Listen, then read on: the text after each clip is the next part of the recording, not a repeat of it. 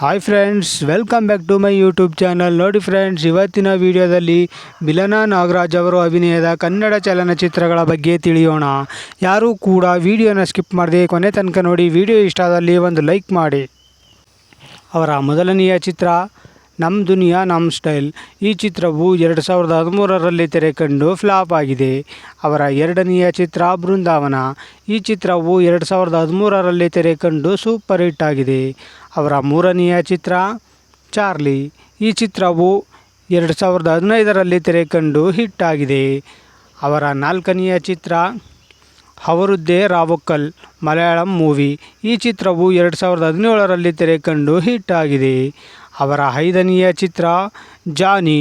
ಈ ಚಿತ್ರವು 2017ರಲ್ಲಿ ತೆರೆ ಕಂಡು ಫ್ಲಾಪ್ ಆಗಿದೆ. ಅವರ ಆರನೆಯ ಚಿತ್ರ ಲವ್ ಮಾಕ್ಟೆಲ್.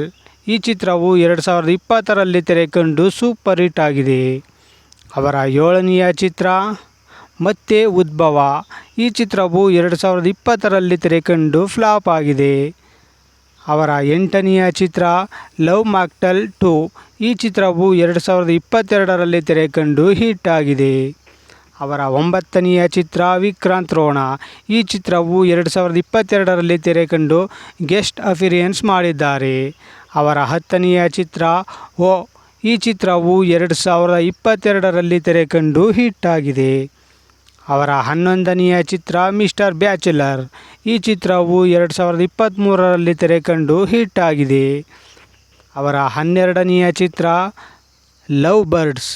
ಈ ಚಿತ್ರವು 2023ರಲ್ಲಿ ತೆರೆ ಕಂಡು ಫ್ಲಾಪ್ ಆಗಿದೆ.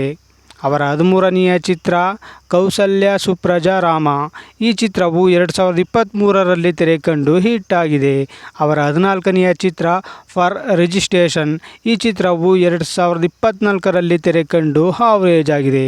ಅವರ 15ನೆಯ ಚಿತ್ರ ಆರಾಮ್ ಅರವಿಂದ್ ಸ್ವಾಮಿ. ಈ ಚಿತ್ರವು ಅವರ ಅಪ್ಕಮಿಂಗ್ ಮೂವಿಯಾಗಿದೆ.